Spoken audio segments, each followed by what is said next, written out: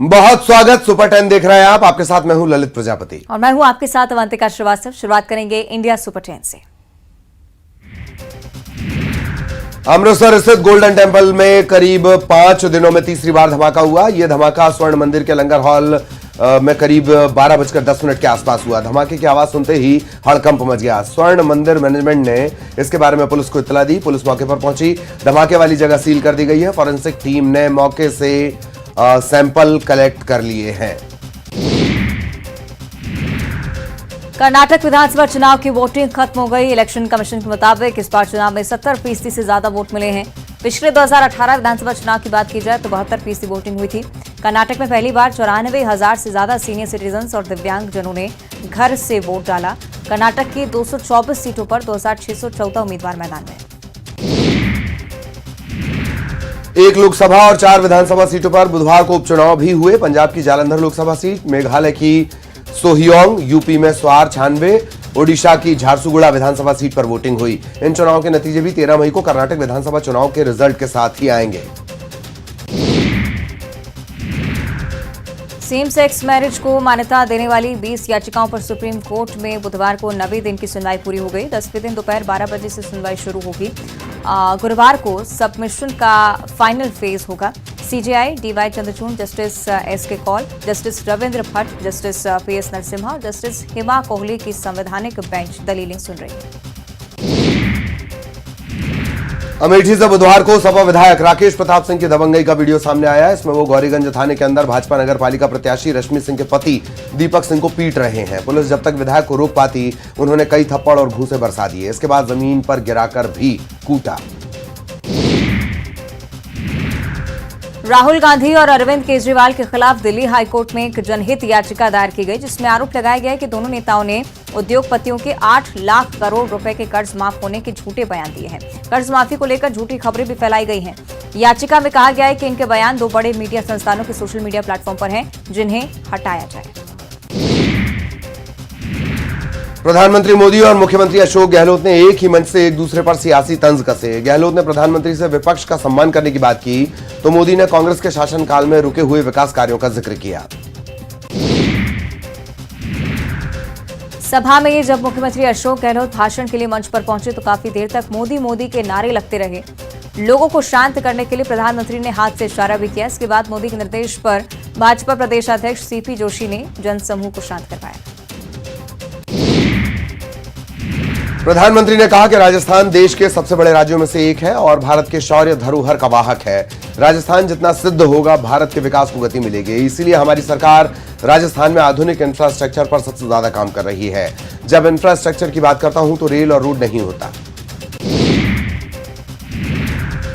चक्रवात मोका 11 मई से एक्टिव हो सकता है। मौसम विभाग के मुताबिक 12 मई को तूफान और ज्यादा खतरनाक हो सकता है। इस दौरान बंगाल, ओडिशा समेत तटीय इलाकों में बारिश की आशंका है।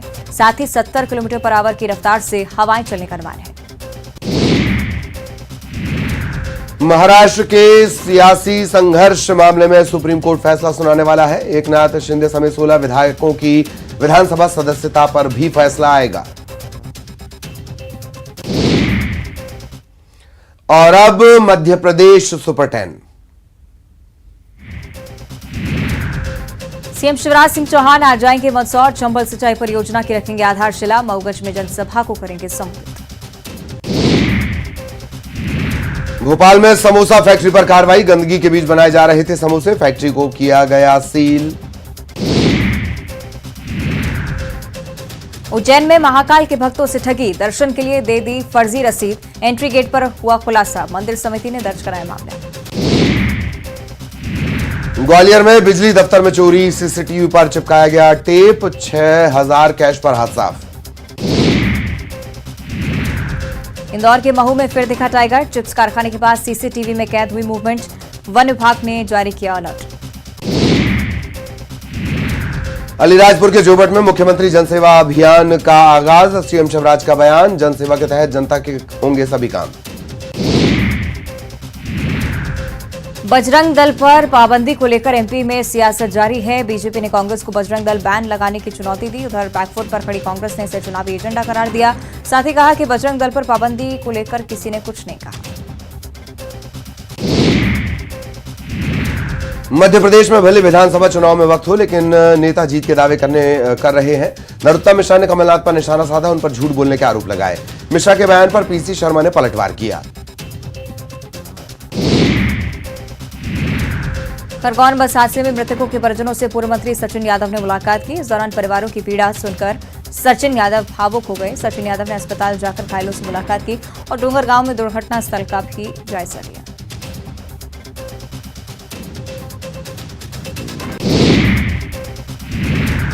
सीएम शिवराज सिंह की घोषणा के मुताबिक खरगोन बस हादसे में आर्थिक सहायता के चेक सौंप दिए गए। कलेक्टर शिवराज सिंह वर्मा ने जिला अस्पताल पहुंचकर घायलों को चेक सौंपे।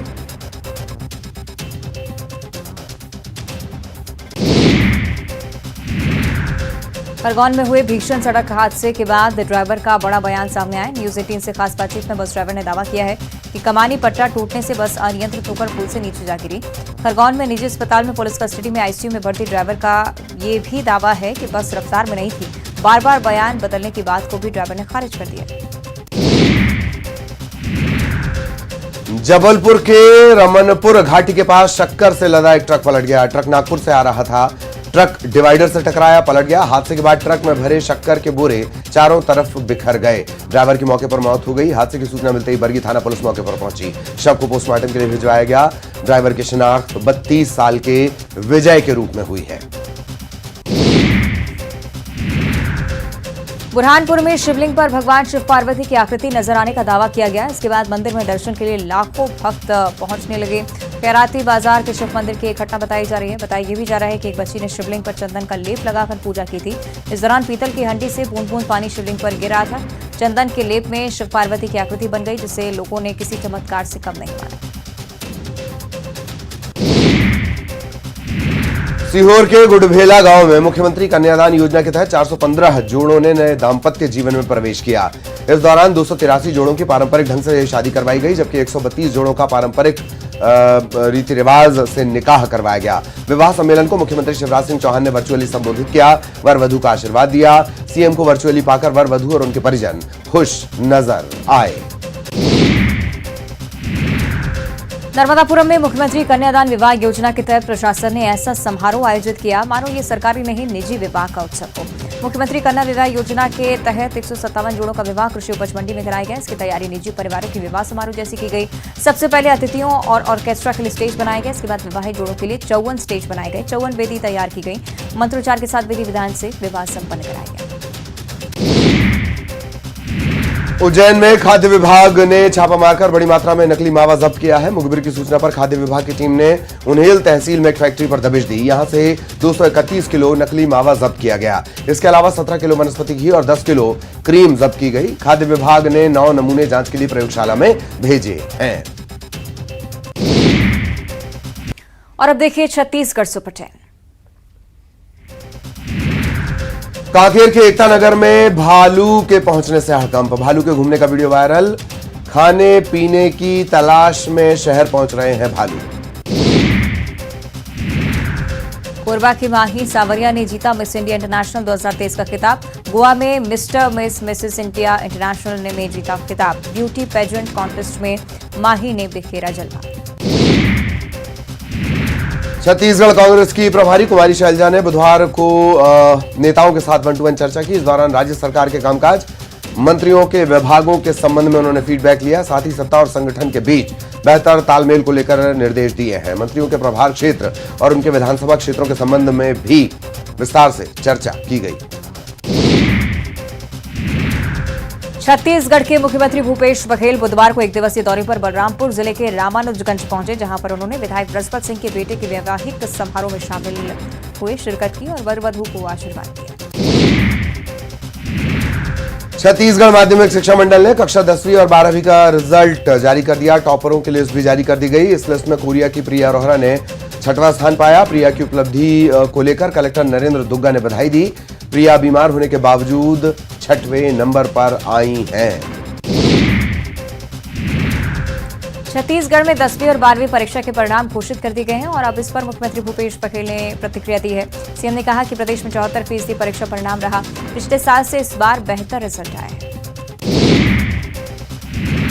बालोद में नाचते नाचते एक शख्स की मौत हो गई। ये शख्स अपनी भतीजी की शादी में डांस कर रहा था। इस दौरान स्टेज पर डांस करने के दौरान हार्ट अटैक आने से इसकी जान चली गई। अब इसका वीडियो सामने आया है। कोरबा चांपा मुख्य मार्ग पर भीषण सड़क हादसा हुआ, जिसमें कार और बाइक के बीच जोरदार टक्कर हो गई, जिसमें बाइक सवार युवक की मौके पर ही मौत हो गई।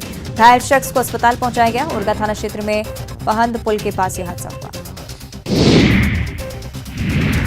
रायपुर नगर निगम में 27 करोड़ का यूनिपोल घोटाला सामने आया है। इसे लेकर नेता प्रतिपक्ष मीनल चौबे ने बुधवार को प्रेस कॉन्फ्रेंस की। मीनल चौबे ने महापौर को घोटाले का किंग बताया। ये कहा कि जांच के लिए जो कमेटी बनाई गई है वो फर्जी है। महापौर खुद को बचाने के लिए इस प्रकार की जांच कमेटी बना रहे हैं। 27 करोड़ का घोटाला अगर हुआ है तो महापौर की सहमति और स्वीकृति से यह कार्य हुआ है। कवर्धा की रहने वाली छोटे कद की दिव्यांग खिलाड़ी छोटी मेहरा का कवर्धा पहुंचने पर भव्य स्वागत किया गया। बेंगलुरु से आने पर फोर्स एकेडमी के बच्चों ने डीजे पर बाजे गाजे फटाके के साथ जोरदार स्वागत किया। कवर्धा बस स्टैंड पर एसपी डॉक्टर लाल उमेद सिंह ने माला पहनाकर स्वागत किया। अंतर्राष्ट्रीय पैरा एथलेटिक्स चैंपियनशिप में चोटी ने 16 देशों के खिलाड़ियों को परास्त कर बड़ी उपलब्धि हासिल की। जशपुर के पथलगांव स्थित एक बिस्किट फैक्ट्री में बुधवार को अचानक भीषण आग लग गई। इसके बाद मौके पर अफरा तफरी मच गई। मजदूरों को तत्काल बाहर निकाला गया। दो दमकलें पहुंची। अंबिकापुर और जशपुर मुख्यालय से इन्हें बुलाया गया, लेकिन जब तक आग पर काबू पाया जाता तब तक फैक्ट्री की सारी मशीन और करोड़ों का सामान खाक हो गया। कोरबा में शिवा ई इंडस्ट्री में भीषण आग लग गई। फैक्ट्री में आग लगने के बाद अफरा तफरी मच गई। ऑयल में आग लगने से धुआं फैलता गया। दमकल विभाग ने काफी कड़ी मशक्कत के बाद आग पर काबू पाया। और अब आपको दिखाते हैं sports super 10। The elephant whispers ने 95 एकेडमी पुरस्कारों में सर्वश्रेष्ठ शॉर्ट फिल्म का ऑस्कर पुरस्कार जीता। मंगलवार को चेन्नई सुपर किंग्स के एक विशेष कार्यक्रम के दौरान रियल लाइफ में हाथियों की देखभाल करने वाले बोमान और बेली ने सीएसके के कप्तान महेंद्र सिंह धोनी से मुलाकात की। इसके साथ फिल्म निर्माता कार्तिकी गुंजाल्विस भी मौजूद रहे। आईपीएल के 95वें मुकाबले में चेन्नई सुपर किंग्स ने दिल्ली कैपिटल्स को 27 रन से हरा दिया। चेन्नई के कप्तान महेंद्र सिंह धोनी ने टॉस जीतकर बल्लेबाजी का फैसला किया। चेन्नई ने 20 ओवर में 8 विकेट पर 167 रन बनाए।